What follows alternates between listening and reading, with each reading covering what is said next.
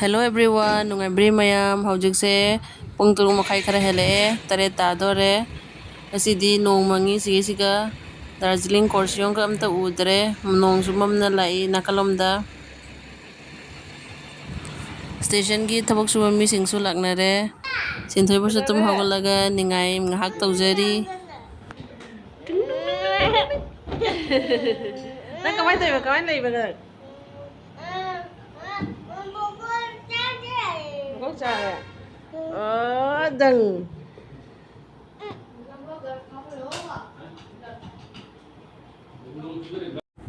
Gunsandi school lojanba loigare, breakfast su tawre mak.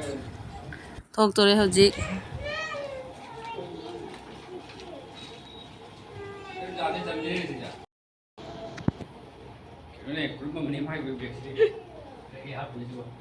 Lại kan sabi jara ba? Tera tiffin ga. Terus kucik tri. Ajin deh apa? Nung tara ya? Slip tuh siapa kunci sana kan ke? Left ke tuh.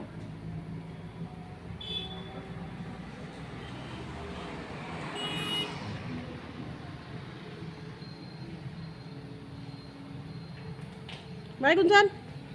Hindi game ka wat puri ko, wat mo wat pa to. Inim boksu siga gonsan chatpa jengna lerami. Kenapa?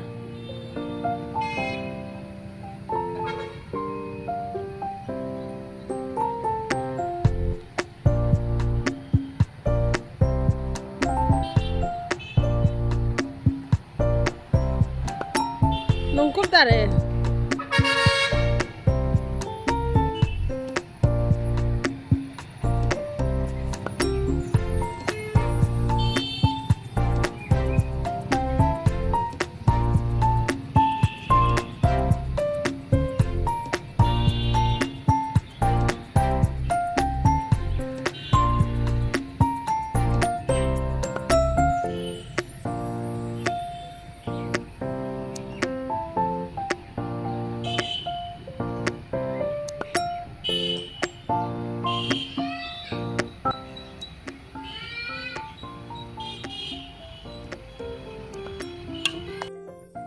Kita lagi nih. Kayaknya nongal apa dalam tahu sih tare itu tare. Neng nongal apa kan jelas. Gunsan thokramina sinthoi bagisu ready oina thamme. Aduga sena magi nahan school da Raksha Bandhan Day celebration tawbagi school dagi kibirakpani. Sigana uniform thamme. Natradi ma horen kadar tawbada jamna thengi haina. Sigana shoes leire lairek hapchan birani. Sumaina ga ready tawna thamdari japonte maise. Natradi ma horen ningai torakpada ngahalera ma school hekta thengdo khiyaba magi horen se sumain tawna. Sumaina loina ready tawna thambirani magi henki kase hapchan bina loina ready tawna thambani. Adugaidi siga jawriba polythene da jawsena magi extra khangrauni. School dagi sumaina extra pant ama hapwaye in case moi karigumba washroom chatpada thengba taraga suaina. Nongsu mangna leire kamain tawdoina khangde pitik chuna leigadaba mong doni nungsa kamta thoidabagi irang doni tawrise hojikse.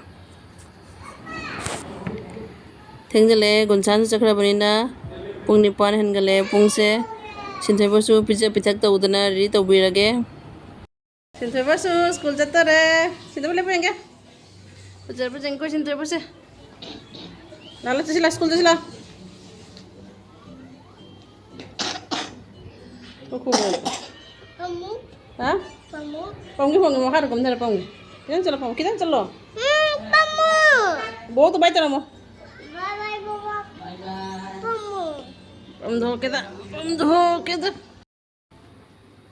As nong cubra. Cuy tiada. Cubra nih. Pok lah lagi. Apa lah? Apa lah?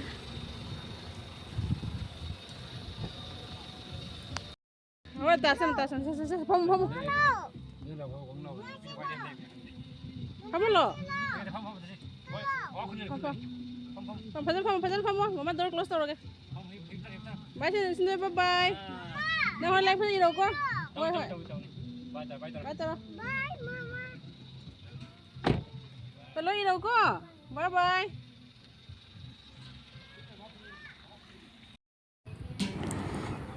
मोइसु my माइगी duty चटनाखरबनिना अइसु तप तपना लोइसल्लगे हौजिकसे breakfast तौरगे दुगेदि मखा ताबा थबक तौथरगे सुम येंमिनसी मखा ताबा वीडियोसु अइना ngasi करी करी तौई हाइबदो मयामदा share तौजरके KV school दई अंगांग खरा थोकलई कइदौरिनो मोइगिसे अच्छा नुपी मचा सिंगसेना बस ता काबा उदुगगी नुपा मचा सिंगसेना सोमदा चलिबा काय चतोरिनो मोइसे येंगे नाइखो मोइसे काय चतोइनो आइना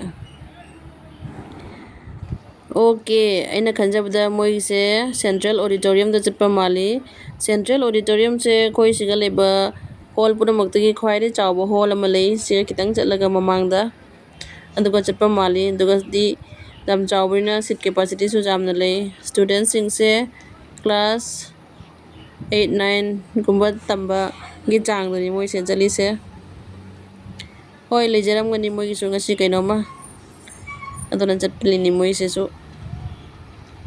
अदुगा गर्ल सिंगसेना बस ता पुबिबा बॉयज ना मखोंना चटललिबा मोइसु जाम तौरिने चटना घरे माई माई थोकपा सिगी लंबी अहुम फांगबसे ngahak लेदी हियांग हांग खरनी स्कूल मतम लोइरगा जिक जिक खरनी हौजिकसे अंगांगसिंग चखरबनिना अइसु अइगी थबक अमनी लोइसल्लमे लोइसनबा जाबा अदुगा कैंटीन दा चटलुगेना थोकलइनी अखोइ सिगा लेबा कैंटीन से पोट जाम लाई अदुगा पोट से लाकपगा सट सट हेक्ता लोइसल्ली मपानदगी मी जामना पोट लौबा लाई अदुना जांगना लहौद्रगदी पोट से हेक्ता फंगहौदे अखोइ नकना लेरसु अदुना पोट अमने अंगांगसिंग लेत्रिङै सिगा आइना खरा कोमिङै सिगा लहौगैना लाइनी चाक थोंज्रिङै सिगा जिंगमिनसी मखा ताबा वीडियोसु सिगा फ्लैग थिलमबदसु थेटखिद्रे केदौखरबो खंद्रे जाम लापतेदा कैंटीन जेसु अखोइ क्वार्टरदगी जस्ट वॉकेबल डिस्टेंस दा लई अदुना थोइदोंनादि वाद्रे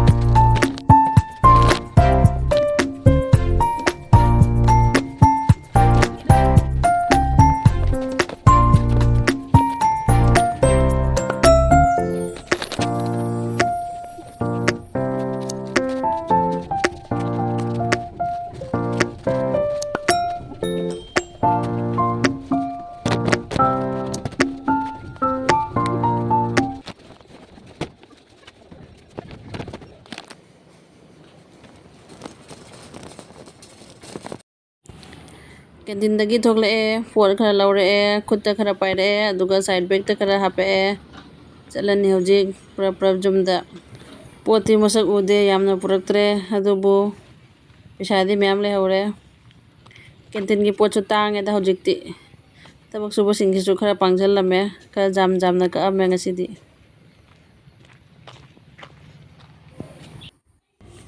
सिगा लेरे अइना लौरकपु पोतचैसिंगदो जामनुबदि लौरक्तेदा दुम मनाक्ता लेबनिना अइना पुबा ngambagi चांगदा खितंग लौरे अइना याम मरु ओइना लौगेना चटपा पोतदि लेरमद्रे खरनी लेरगा अमुक लाकनी हाये अदो सेसिंगसे लौरे ngasiदी मथंगदा अमुक खरनी लेरगा चटपा हाइदुनी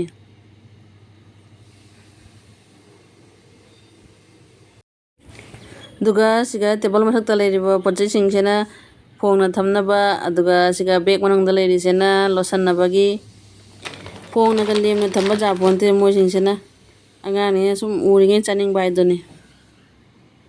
Babu. Hi baby. Foto kap kanu. Kap. Kapte lao.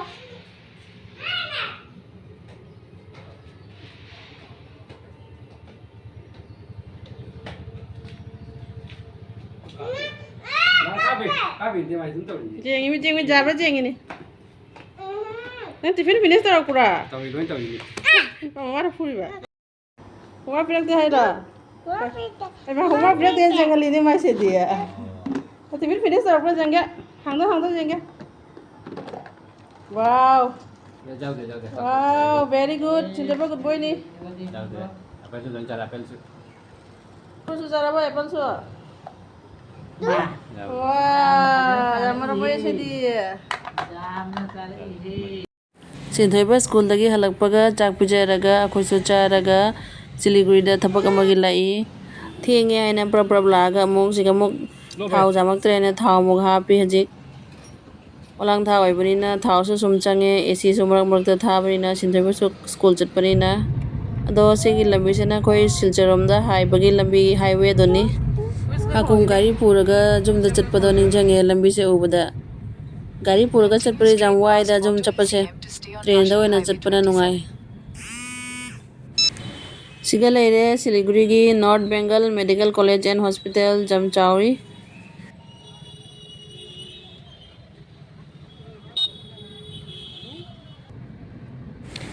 hojikna Siliguri town da change seni Siliguri town gi view sumain tawi weekdays oibanina lambi se jam chindre location se Google Map ta jenga lakpani naksalaga urulation leire haina bunsan papa hanguni na kumthaki akoina thabaki lakpadasu successfully loire halle hojik aduga amuk marup sanabagi ei dress change tawraga lae si zonda sinthoibari change tawraktare koiba chakani haina haraubada doni makha ta video muk yengminarasi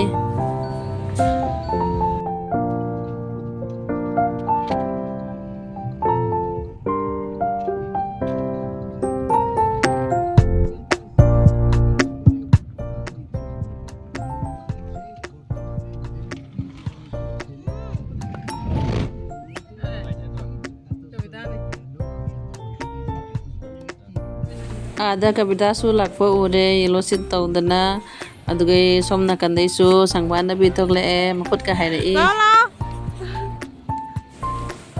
iche kamla kakching dagi adugai premita ga anima ga sena hojai dagi kabita na akhoi kasargi siga leire moisu aduga somna kanda all season da lae aduga siga leiba imanabi sena mark se Dimapur gini ado mark se Nepali ni ado mark su yawninge na phane ka se laga lai mark su siga loina pulle mayam puna mark se orange set piece ni Dimapur gi imanabi se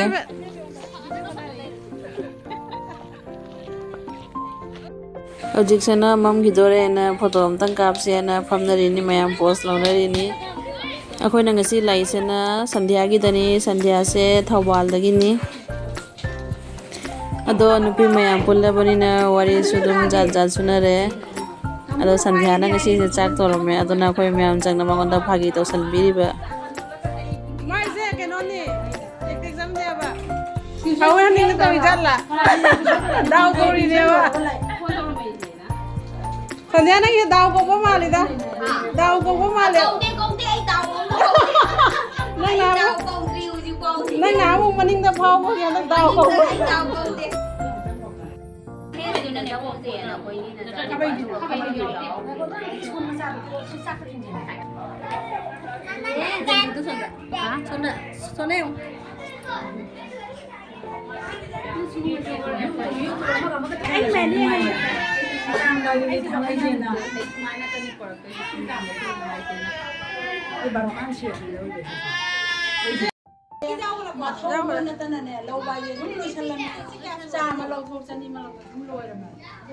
Anh ngàn gì đó thầu nó tới dùng đời bị tô khỏi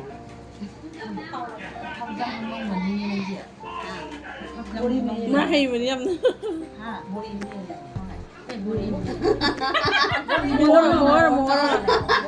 Đây đó, vì sẽ đi sẽ tới gini.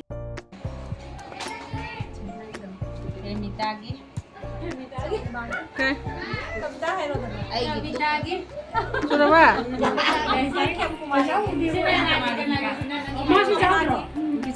Jauh jauh. Ya ya.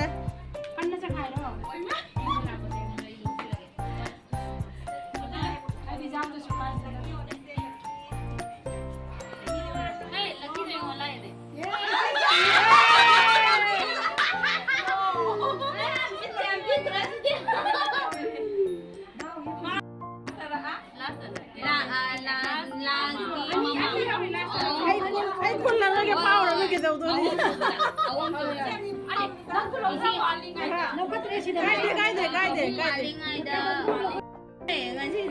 Em mà tao sản điện là city center sao lo coi gì?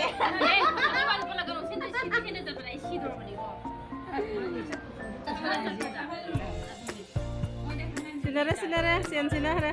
Jauh ya re kasi sila.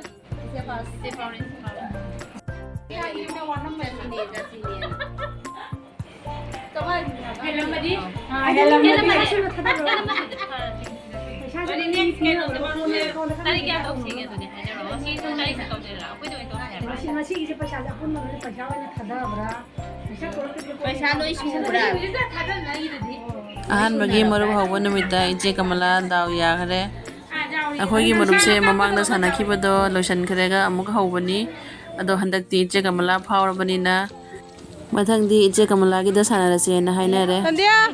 Euro bye bye. Mata kamu narasi. Li bye bye. Aku mau soal lagi. Bye. फिर मिलेंगे next time. Tangwanabi. Bye bye. ꯁꯪꯃꯥꯟꯅꯕꯤꯁꯨ ꯂꯩꯍꯧꯔꯦ ꯑꯗꯨꯒ ꯃꯣꯏ ꯈꯔꯅ ꯑꯩꯉꯣꯟꯗ ꯑꯃꯨꯛ ꯊꯤꯟꯕꯤꯔꯅꯤ ꯃꯇꯦꯛ ꯑꯃ ꯑꯗꯨꯒ ꯃꯣꯏꯁꯨ ꯑꯗꯨꯝ ꯍꯟꯈ꯭ꯔꯅꯤ Chalo chalo bye bye. ꯃꯇꯥꯡ ꯑꯁꯤꯗ ꯑꯩꯒꯤ ꯚꯤꯗꯤꯑꯣꯁꯦ ꯉꯁꯤꯒꯤ ꯑꯣꯏꯅ ꯂꯣꯏꯁꯤꯟꯖꯔꯒꯦ ꯕꯥꯏ